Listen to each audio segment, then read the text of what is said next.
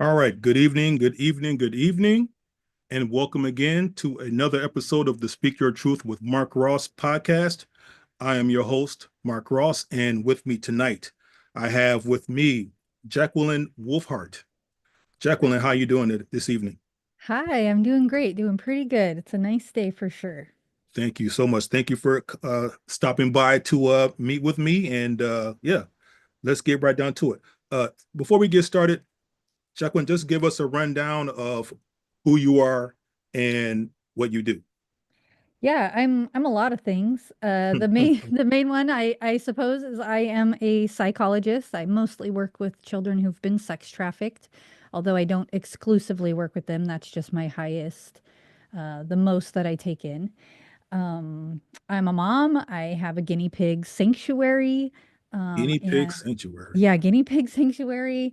And I am in the middle of purchasing a media festival. Well, it was a film festival that we're turning into a media festival. Less than a month away before we do all the final signing on that. What else can I'm a Congratulations. thank you so much. I think I'm a wife. I'm a lot of things and Yeah, I'm happy yeah, with life. So yeah, yeah. Well, before we talk about your work, Jacqueline, I would like for you to talk about your journey. Now, you mentioned during our initial conversation that you went through some trauma of your own. Can you talk about that? oh yeah, I mean I have so many traumas. Uh so growing up as a child, I was sexually abused and I was sex trafficked as well. How I came to this job, though, I wouldn't say I even thought about having this as a career because of my history. In fact, I was already in this career before I realized that I was sex trafficked. Mm, mm, And I'm not the only one in my fam. I mean, it was for me personally, it was very obvious sex trafficking, as where the others in my family who've gone through it, I think it seemed a little more disguised. But for me, I was literally traveled across the country, sold to people. For other family members, it was discreetly done in our own town. So, it was, I don't know how we didn't connect that I myself was sex trafficked when it was so obvious. mm. But yeah, I had been working in the field for a while. I knew I was sexually abused, and that's as much as I ever had labeled it. But I had worked in the field for a while before I had put together like, oh my God, I am who I'm working with. So that was a big part of my very young childhood.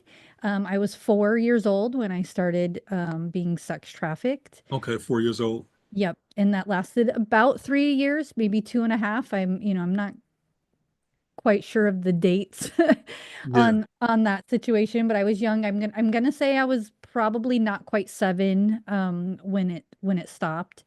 And my mom had no idea. And I always like, I rarely talk about this, but when I do talk about it, I want people to know that my parents were kids themselves when they had me. I have an older brother, and my parents were teenagers with him. My parents were teenagers with me.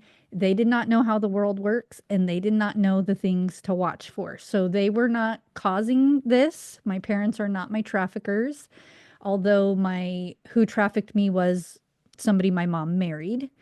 It was her second husband. Again, she's at Mm. this time, she was probably only 19 when it started with me. Maybe she was 20. She doesn't, in her young brain, a 20-year-old thinks they know, and a 20-year-old with Yeah. two children also think they know the world. Hmm. And I'm in my 40s now, and I still don't know the world, but I'm aware of that now. But in my 20s, I knew everything. And Hmm. now I Hmm. know I don't know everything. Um, Indeed. so yeah, I don't hold my parents at fault. And in fact, my mom, who was around more, I kind of hold even less fault because I think she was in such survival mode the whole time that she wasn't really capable of seeing the full situation all the time. Mm. Of and she's just blindly trusted somebody she married, thinking that they would not harm her children.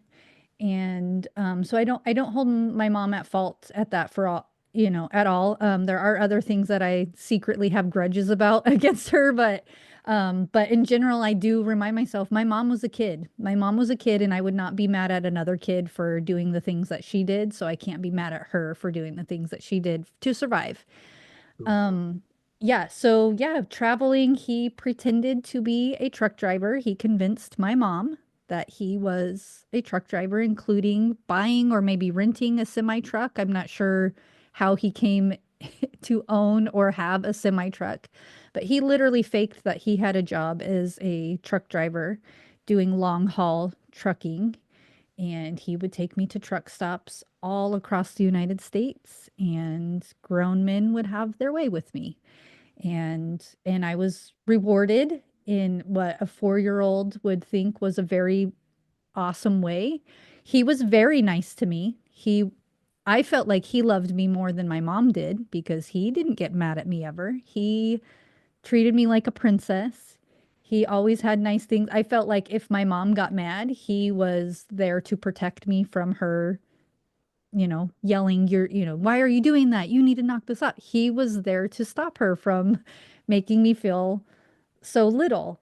And really, he's the bad guy in the situation. But when you're 4, you don't really realize that kind of stuff. So, Mm, okay. yeah.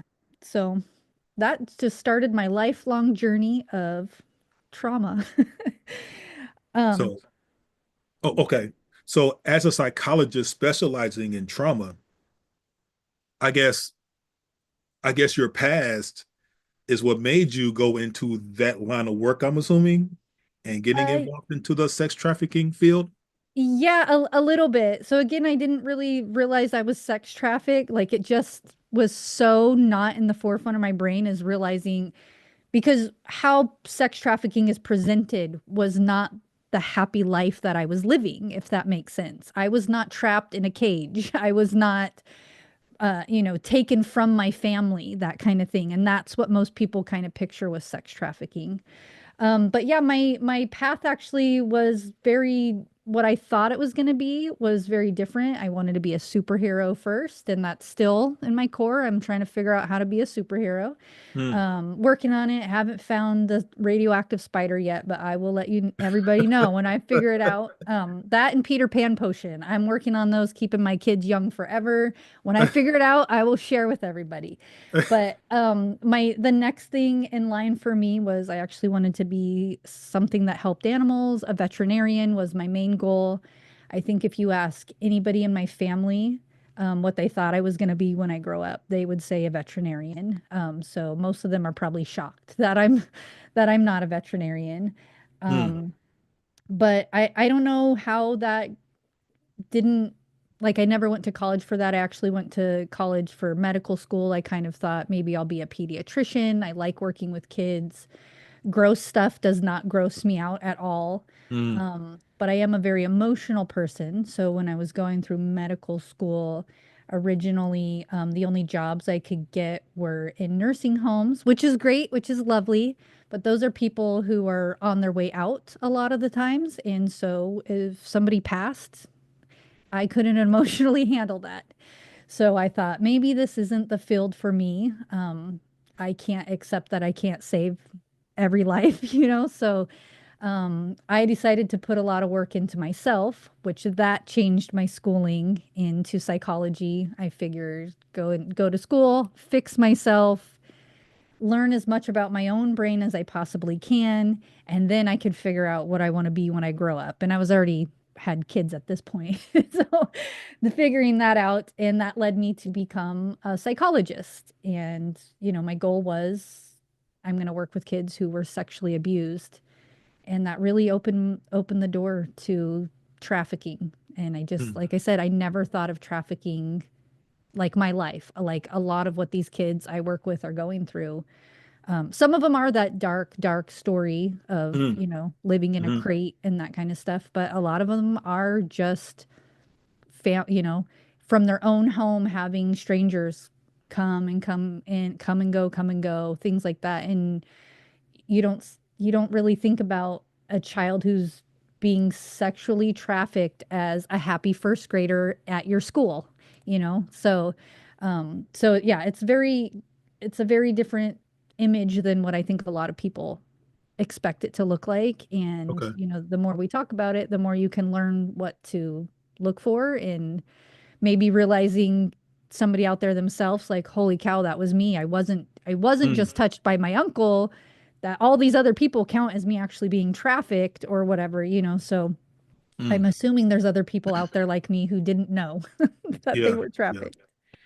Uh, I have a question from the chat, and Okay. uh, the question is, do you ever have flashbacks in result doing something similar to what you've been through? Um, I wouldn't say flashbacks with not with my clients. I have had as an adult, and you'll find this a lot with rape victims, that they're usually never just a one-time rape victim, that Mm, it becomes your gut instinct to go towards the danger. So if you've been raped once, you've probably been raped by multiple people. And most then that starts sounding fake when you talk about, oh, three different people have raped, and that sounds like a fake story now. But so I have had lots of sexual abuse in my life, and some of those as a teenager, some of those as an adult. mm, Those ones I might flash back to more frequently. And I hate to actually admit this, but sometimes I'll have clients who come in who've had sexual trauma, and I have gone to places where I'm like, theirs is not even that bad at all. mm. And Oh, I don't ever, they will never know that I think that. hmm. But there are times where I've compared my own trauma, which is a terrible thing to do. I'm aware. So I am admitting this for the first time ever, but I have done that to compare my own trauma to somebody's, or even I've compared clients to other clients only in my head, never out loud, Sure, but sure. like thinking like you think you need help, you Mm, should see the client who was here before you. mm, um I have done that a lot. I've had nightmares, not very frequent, and as my life has gotten better over the last decade or so, they are so much less frequent. But once you find yourself in a good place, it's so much easier to build on that. But it is hard to get to that good place. So I'm not sure if that really answered the person's question, but I hope it did. It I has think it did. happened. Yeah, it has happened. It's just infrequent now, I thankfully. think, yeah, yeah. Now, we all, we've had conversations with other people about sex trafficking and whatnot. Jacqueline, give us the definition of what sex trafficking is. Yeah, there's probably a technical definition that Sure. I should have Googled right now, Oh no, but that's fine. yeah, I don't have like the word for word definition. Yeah, So while please take this advice, don't quote me directly, but sure. it is the any transactions for sex with a person under the age of 18, or if they're over the age of 18, if it includes passing borders and against their will. That could be sex trafficking. And any, so there is a difference between like being raped by your neighbor as a child and having your neighbor have multiple people encounter you. So if you are a child who, even without a transaction, has had multiple people sexually abuse you, that is also counted as trafficked.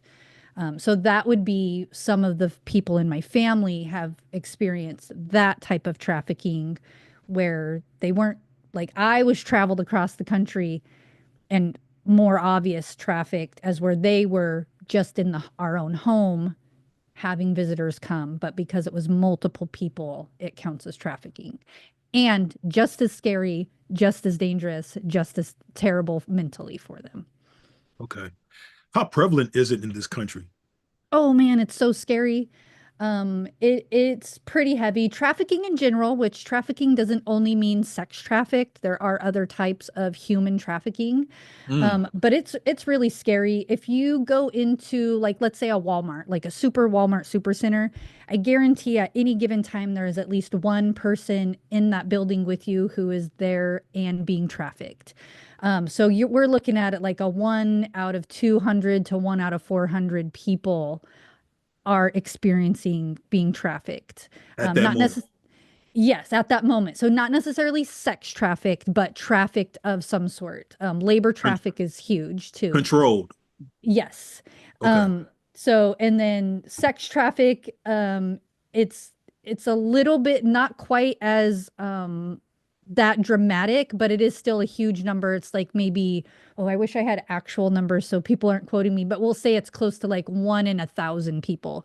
So still you go into any public school and you're gonna have at least one sex trafficked child there. You know, that's the population we're looking at. You look at any town, how many schools are there in a town? There's 45 schools in the average size town.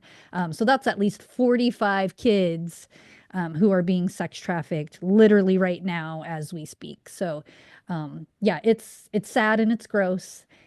If you live on a coastal area, either West Coast, East Coast, doesn't matter. The numbers increase for any type of trafficking, but definitely for sex trafficking. It's easier to get in, it's easier to get out, it's easier to transport, and there aren't laws over water. So, you know, taking the water route to get somewhere does not count as trafficking somebody. That's the same with like drug trafficking as well. If I left Florida, the beat and took the beach up to New York, I didn't traffic. Sure. I just took a boat cruise and we got here, you know. So there's, you know, there's some I sometimes get why there's laws the way there are, and sometimes I'm like, what? Why is that a thing? And that's one of the things that I am so confused on how that wouldn't count. But yeah, you're gonna see it dramatically increased at any of the coastal states. Okay. Florida's 90% coastal state, so it's a pretty bad. I'm in Florida for anybody who doesn't know. Um, yeah, so it's pretty bad here. We are not the worst in the country for sex trafficking, though. We're only number 3 for the worst in the country. So, Okay.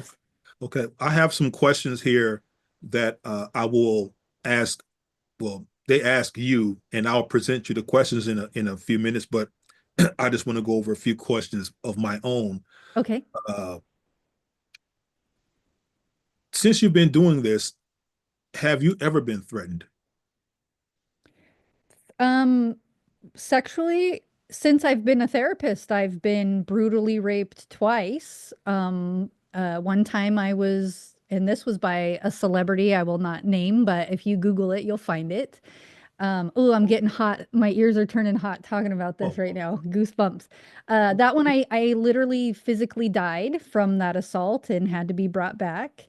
And then more recently, a boyfriend, or I don't even know if I'd call him that, a friend with benefits, did that as well, and he crushed my esophagus.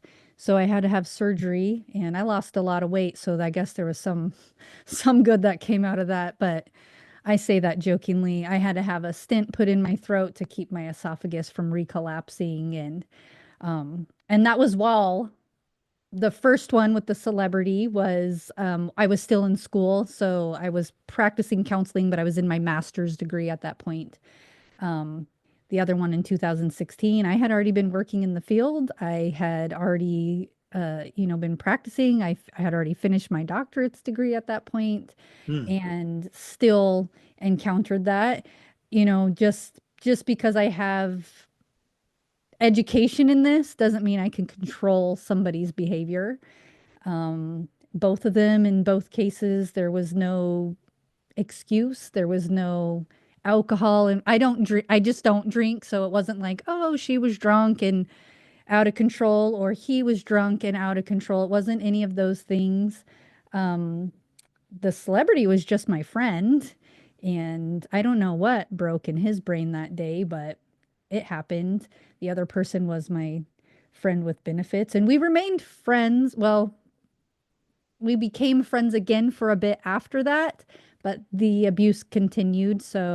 Um, so eventually I couldn't. I just couldn't, for my own safety and my children's safety, couldn't Hmm. continue that. So yeah, I have, I guess, been. I'm so sorry to hear that you went through what you went through. No, nobody, man or woman, should. ever have to go through that. And I see now how you have this apples and oranges sort of deal when it comes to other people's trauma, right? Or the minimum amount of Right, right, because I mean, not to diminish it, but trauma is trauma, regardless right. of how little or how large it is. But I from hearing what you're saying, I get it. And that leads me to ask the question here that's posed in the chat. How do you handle it or keep it under control?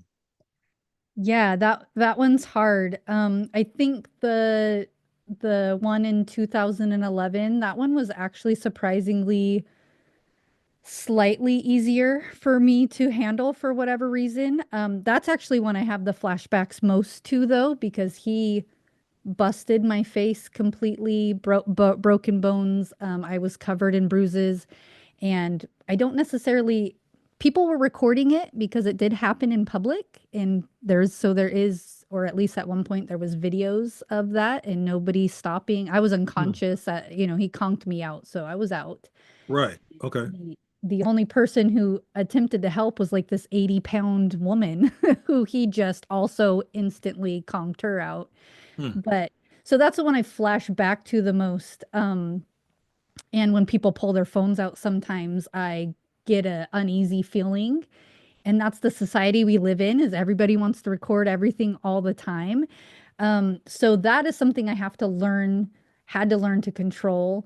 And part of it was for me, this isn't working for everybody, but exposing yourself to those typical normal behaviors in safe settings. So I did join roller derby. I've played roller derby forever, but we're being recorded all the time. But I was Hmm. surrounded by the toughest, most badass women you'll ever meet. So Hmm. having that like camaraderie of strong, tough women who are supporting each other, building each other up while there's these, cell phones and cameras everywhere was like a nice way to slowly expose myself back to what just life is. Um, Now I still do get that, not so much with the cameras, but I will sometimes still imagine that my face is covered in bruises and that I'll just be grocery shopping. And if somebody looks at me for too long, I'm like, oh, they want to know what happened. And I'll have to be like, oh, I'm fine. I'm fine. Nothing, I'm not covered in bruises right now. And for that experience, also, my nephew had just passed away. Um, a couple weeks after that. And so at his funeral, I was still covered head to toe in bruises. And it kind of took away from my nephew's funeral. My nephew was a baby and he deserved to have that, that honor and love given Hmm. to him. And everybody was so focused on what happened to me. So that was like another thing I had to learn how to overcome was redirecting people's attention, trying to find the positive spin on things. This is, these assaults are not something that you want to be like, what's the positive about? But learning that right now, what's the positive in this actual moment that I'm not being assaulted? And how can we redirect my negative past into this very positive moment? For me, again, it's not something that's going to work for everybody, but I have my kids with me all the time.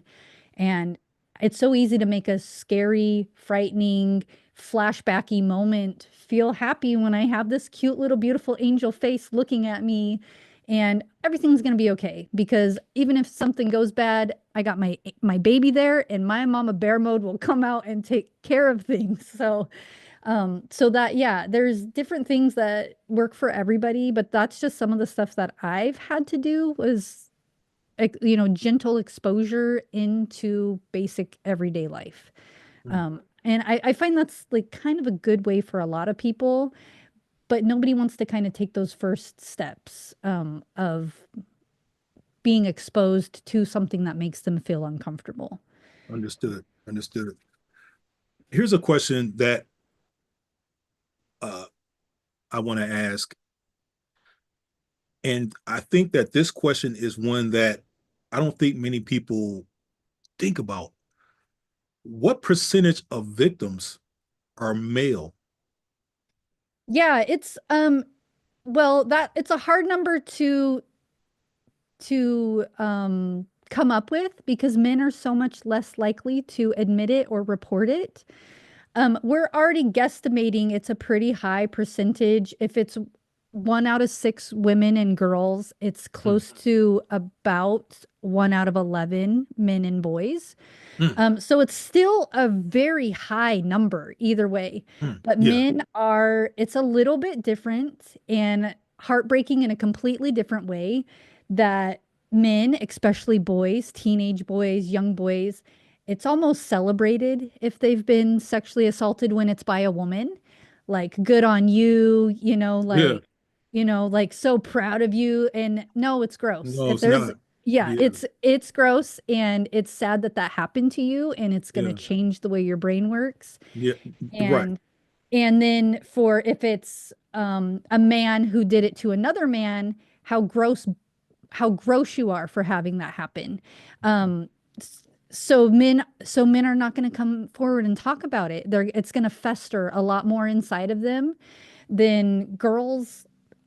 I don't know how to say it because I always feel like I'm like choosing one side over the other, but I do feel it's a little bit easier for women to talk about.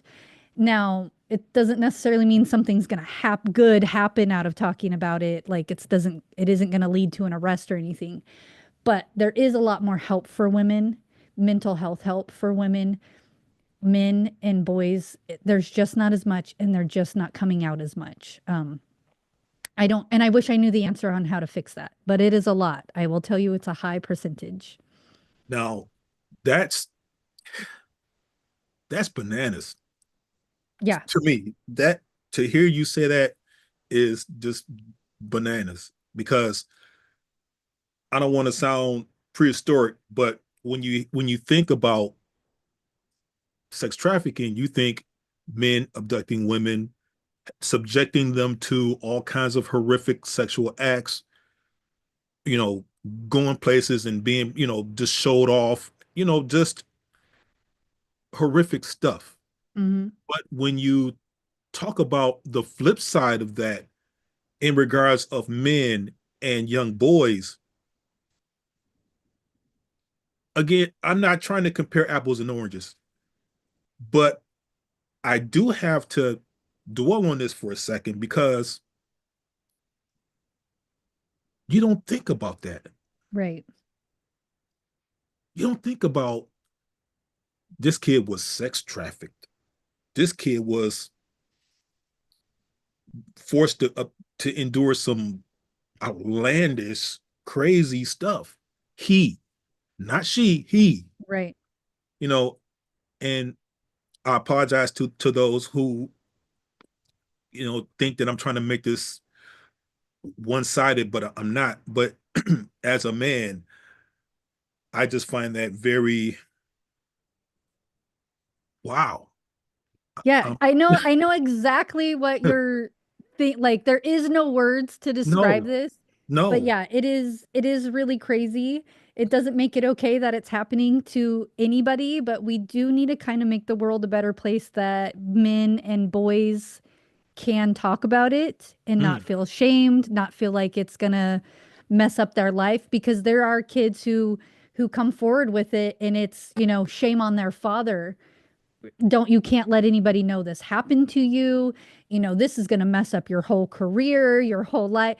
Like, so, you brought shame to our family because somebody did something bad to you, is kind of mm, what it comes down to sometimes. mm. Or, like I said, the other way, where like, oh, right, that when it's a woman who did it, oh, Right. high five, It's buddy. like, oh, Yeah, my boy, woohoo, high five. but that's Yeah. not it though.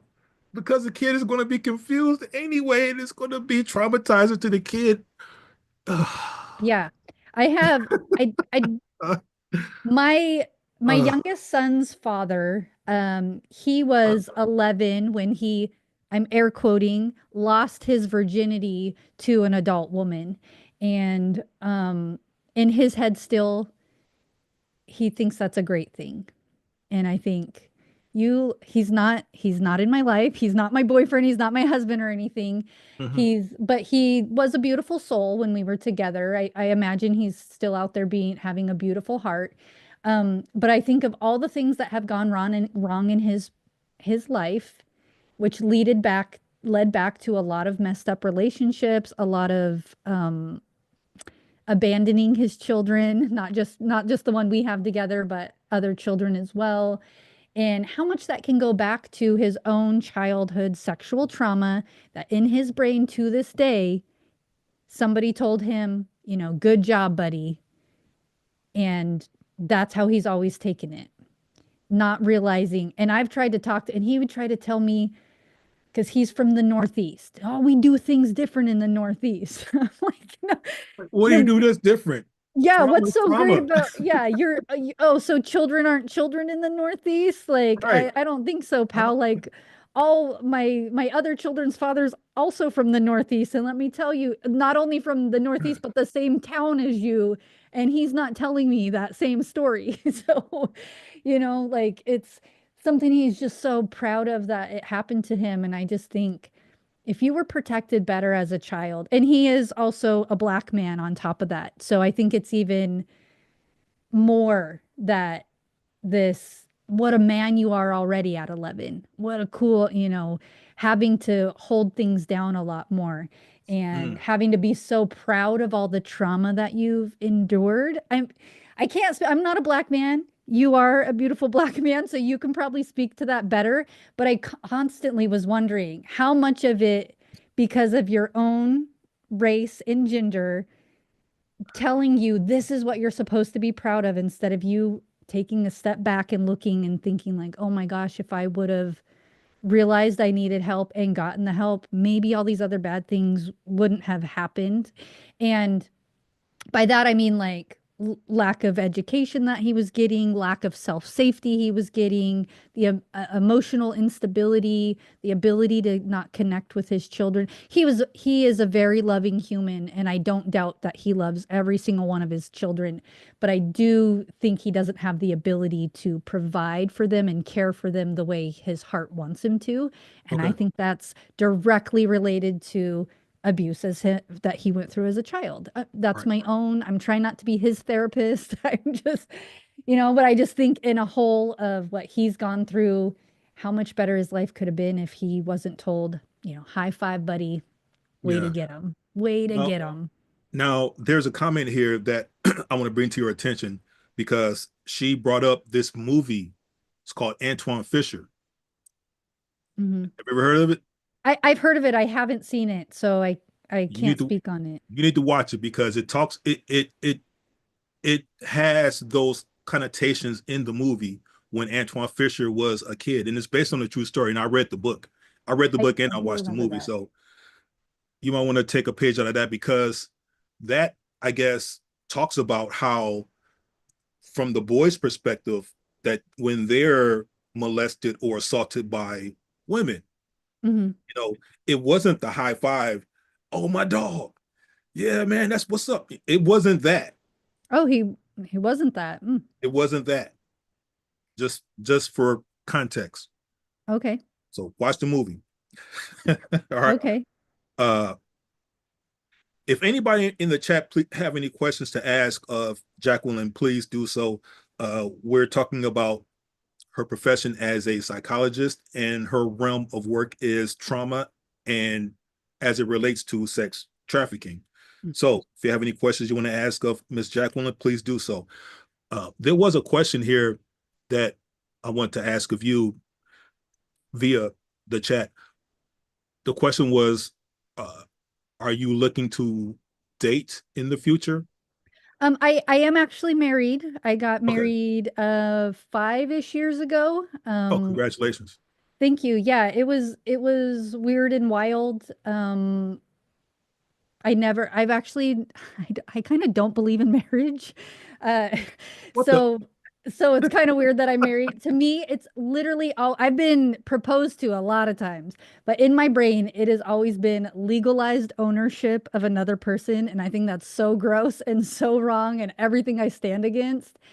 But I met a guy who is just the most gentle person, and I couldn't the only gift I could think to give him to show him how much I love was to say yes when he proposed to me, even though I told him I will never marry you. And You boom, did it there we anyway. were, not too Did long it later, anyway. getting married. Okay. I have a question. Do you have a percentage of how many people get turned out to drugs as a result of their trauma?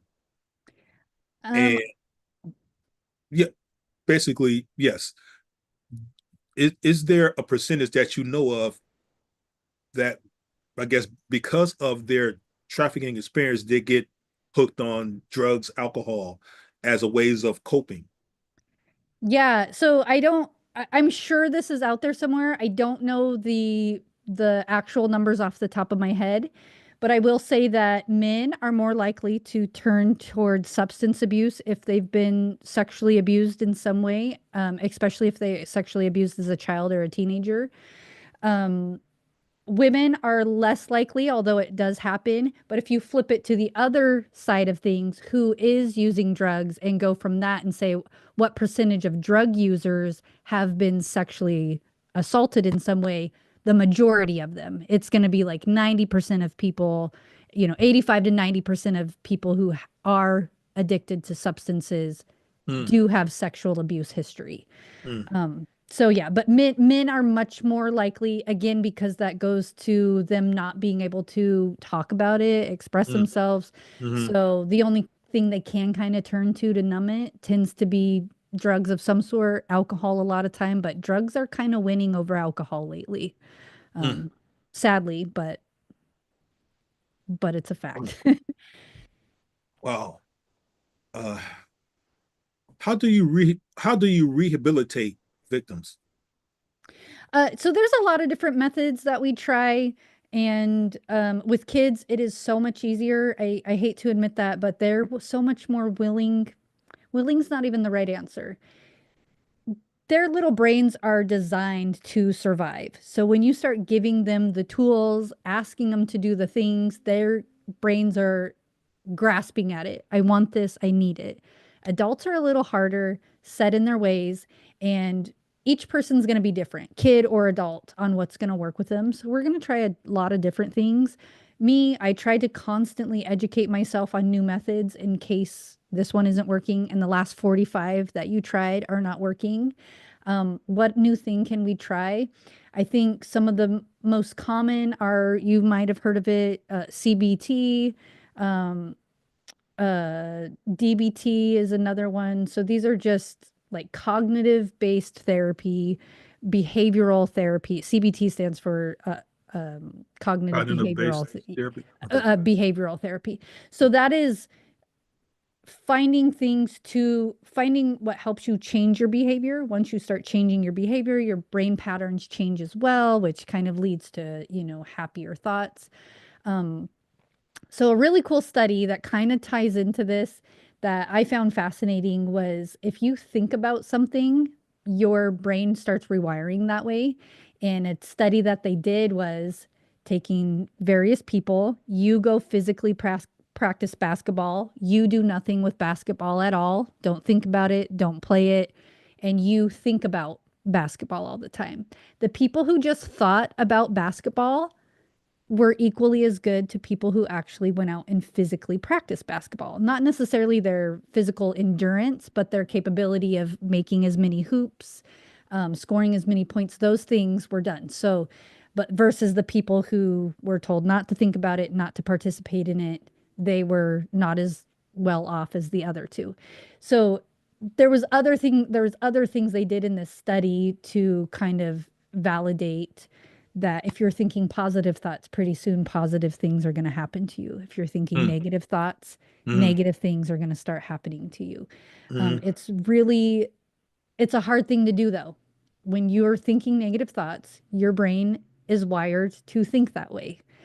So it's hard to just make a new road. You can't sure. just go one day and be like, you know what? I hate driving this route. Let's put a new road there. You got to get construction workers. You got to get Yeah. permits. You got to do all these things to make a new road. So that's the hard part, is getting giving yourself permission to actually make those new road. But I feel like that is one of the best ways to overcome a lot of these traumas. But how you're going to do that is going to depend on you. So maybe just talking about it is going to work for you. Maybe doing certain activities is going to work for you.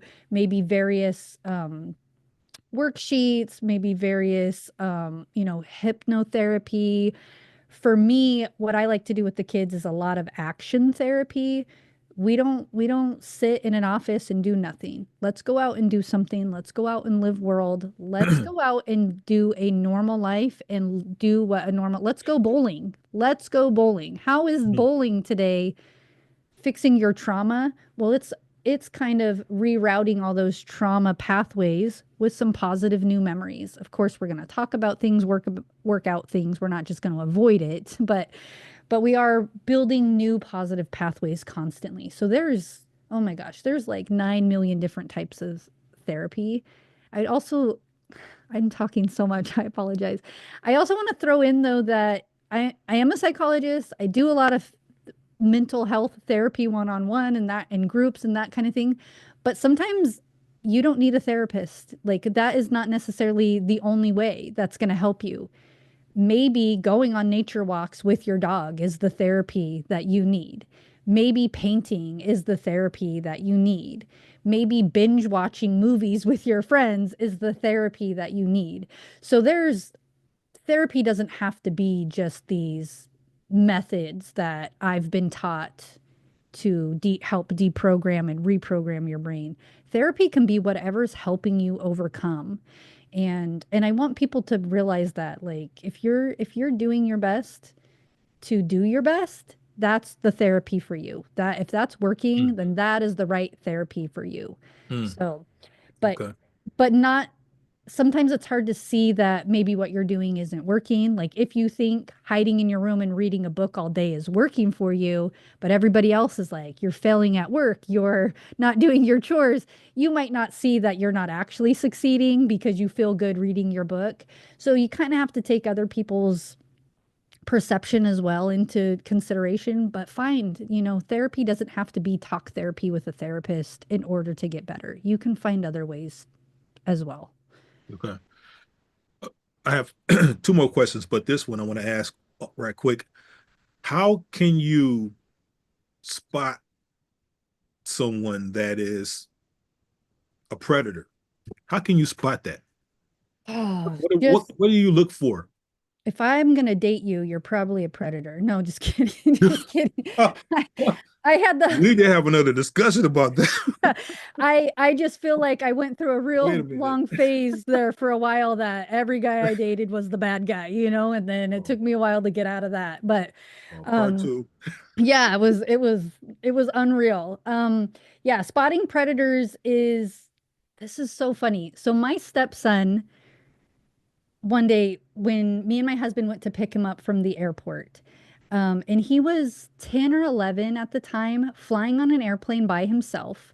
So we go to the gate, through security to the gate to pick him up from the airport, flying back from his mom's. When he's getting off the plane, an adult calls my stepson by his name and says, "Hey, I'll talk to you later." My gut sank, my chest caved in, and I was like, why the F does this adult know your name? Mm, And why is he saying, I'll talk to you later? My husband was like, no, that guy's just a friendly guy. mm-mm. Adults Well, don't want to be friends with kids. If how you're a does he good know this adult, kid's name? yeah, so that means he's asking all those friendly things. Those overly friendly guys, they are 9 times out of 10 not the friendly guy. Or not Mm, just guy, but adults in general. Good yeah. adults do not want to be friends with kids. They want to be safe for kids, but they don't want to be friends with kids. So that is a big thing to watch out for. But the part that I think is so funny is that instantly made me start going into protection mode and telling my stepson and my husband all these things to watch out for. And my stepson, 10 or 11 at the time, came back with this. If he was going to kidnap me, I would notice because he would have his kidnap bag. And to this day, we talk about the kidnap bag. because there's no such thing as a kidnap bag. But in cartoons and in kid shows, they have this big bag where they yoink it over whatever and they take somebody. That's not real life. They are the guy who, or the person who is, oh, your parents aren't here right now. Let me give you a ride home. Let you use my cell phone so you can call your family. They are the people who are overstepping in a friendly way. Instead of like the most appropriate thing to do would be, okay, there's this kid at an airport, his parents not here. Let me get them to somebody who works there. They are the ones who can help him get his family. I don't need to be the one. I can wait around maybe, and make sure that their family is found, but I'm not going to take that kid in my car. I'm not going to offer that kid my phone to call. I might find them another phone to use. I don't need to know that kid's phone number. I don't need to be texting that kid and say, "Hey, how's it going now that your family got." We don't need to be in connection ever again. If I helped you, I helped you, and we are done. Mm. So, sometimes watching out for the bad guy means watching out for the overly nice good guy. Okay. And then the ones who, and that again, not gender specific as in guy, it could be either side. Um, Women do it too. In fact, it's becoming more and more women doing it, usually because they're being controlled by a male leader, but not always. I've encountered a lot of grandmas who lately, in the last 5 or 6 years, the grandma is the primary trafficker, Mm. which is the first time that happened, my brain exploded. That can't happen. Grandmas Yeah. don't do that. So the next one is mood swing. Somebody who's very mood swingy and very kind, and all of a sudden forceful with their kindness or expecting gratitude for their kindness. That's not a good guy either. You don't Mm. I mean, they might be a good guy, but that is something to watch out for. I know I've had days where I've just felt like I've done all this for everybody and not a single thank you. But I'm not going around cursing out people and being like, you owe me a thank you. You need to pay. Those are things you need to watch out for. Um, yeah, mostly looking out for the overly good guy. Those are actually the most dangerous ones. Mm. Um, other guys who look like bad guys, the other ones who are a-holes, they don't want anything to do with you. They don't want anything to do with your kids. So they're actually probably safer. If Okay. you are a child who's lost and need help, I'd say look for the gothic punk person because they don't want anything to do with you. They are Oh. gonna they are gonna find you help because they don't want anything to do with you. So those are the safe people, the ones who don't look like our Okay. traditional safe people. Okay. The question here from the chat: what would you like the new president and Congress to do to lower sex trafficking? Yeah, that's a hard one. I think first of all, a lot of people who are in task force to help stop sex trafficking, they are doing a lot of things that are actually not helping. While they might be taking down sex traffickers, they are actively participating in sex trafficking as well in order to lead them to the bigger case. And that kind of breaks my heart a lot because they might, okay, we're going to let these 6 kids that we know this is happening to, we're going to let it continue to happen to them so that we can find the bigger issue. And a part of me understands that a little bit, but I would like to see that gone. I feel like if you know and you're not stopping it, then you need to be held accountable also. And that goes for all sorts of things. I think back to when all those gymnasts a couple years ago, Olympic gymnasts came out that their doctor was doing things to them, and all the people who knew, and nobody did anything to protect those girls. I Mm. think why are they not being held accountable for that?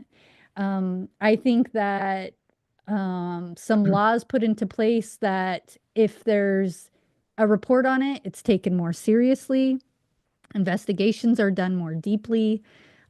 There's some laws in various states that if a child is of a certain age, their testimony doesn't count at all. So unless there's video evidence, it's just automatically dismissed. I think that needs to be done away with because I don't think a 4-year-old is coming up with stories about having a penis inside of them. Their brain isn't naturally geared to tell a story like that. Mm. So I feel like laws like that need to be done away with. Their testimony should be just as valid as anybody else's. The hard part with that, I suppose, would be, are they being guided in their conversation? And I think that would be part of the worry. But I would rather over investigate a potential bad guy than under investigate a potential bad guy. And if a good guy, if somebody reported me for doing something bad, and I know I didn't do something bad, I might be upset about it. But in the Oh yeah. end, Oh yeah. in the end, I would rather know that it came out that I was a safe person. I'd be happy that that person was like, hey, this seems suspicious. I want to protect a child. I'm going to say we need more people like you in the world. But if somebody thinks I'm doing bad things and they're just letting it go, oh, no, I don't know. I'm not really sure. I could be. I have access to kids all the time. Like, please put those kids' safety first. I would love to see more people just stop minding your own business when you think it's a danger to somebody else and mind your business when it's, less important things. Yeah. Um, Yeah. but when you think somebody else is in danger, you need to butt in my opinion. So yeah, as far as what laws and what the next president does, I just think it's never been in the forefront of any president's brain to actually make laws that are helping people. And I don't see that changing Mm. with the next president. I don't see that happening at all. I mean, he is reported as a potential sex offender, or not potential. He is a sex offender. But with our current president as well, he also had allegations that I don't know where the investigation went with that. The allegations that I recall were not as detrimental, but they're still creepy. And um, I would just like to you shouldn't qualify to be president if you've ever been in a situation where somebody can even mistakenly think you as a sex predator, a sexual predator. You just don't get to be president, in my opinion. And no, either side of part, I don't care what party you are. If you're a creep, you're a creep. Fair enough. Fair enough. Jacqueline, what's your contact information? How can people reach you? Yeah, so if you go, I do have a website for my therapy business. It is wolfheartfamilyservices.com. And on there you can email me or my email is wolfheart.jacqueline@yahoo.com. But I find that people contact me the most through my Instagram, surprisingly. And I don't know what my Instagram is. I think it's Rumblebee, but spelled with two threes instead of E. So B33, Rumblebee33. I'm pretty sure that's it. If you message me on there, I will do my best to message you back. My account is private, so you can't see my life. But I do try to message people. I do my best to try to help you find what you need. I will not report you in a way that I think is going to harm you. Like if you're having suicidal thoughts, Mm. my first instinct is not to call the police to check on you because sometimes that can mean Mm-mm. bad things for you as well. Yeah. So Yeah. I am Yeah. going to take every step Yeah. I can to keep you safe, not just safe in this moment, but safe years from now as well, Amen. um, without anything backfiring. Now, I can't guarantee 100% of the time that it'll work out that way, but that is my goal always. I am a sworn protector and I try to uphold that to the best of my ability. But yeah, if anybody contacts me, I do my best to help you as best as I can. All right. Jacqueline Wolfheart, it has been quite a pleasure to speak with you and really educate myself on this topic because this is one that needed to be had, really. And people need to be aware of just how deep the rabbit hole goes with this Yeah. thing. Yes. Yeah, yeah. It's So grody. I thank you. No, thank you. Thank you for having me. That's all I can say is just thank you and much success to your future endeavors, Jacqueline. Thank you so much. Yeah. And guys, she gave her information out. Uh, if you want to reach out, get her, you have the information. If you need me to give it to you, I will reach out to her and I will gladly give the information back to you. That way you can reach out, talk to Miss Jacquelynn and get whatever help or info that you need from her. So thanks again, Jacquelynn. Thank And you. thank you all for listening to me and Jacquelynn speak. This has been another episode of the Speak Your Truth with Mark Ross podcast. Remember this, guys, self-care is important. So make sure that you take care of your mental health and your physical health and you make it a priority every day and do it first. With that being said, good night, guys, and good night, Jacquelynn. Take care.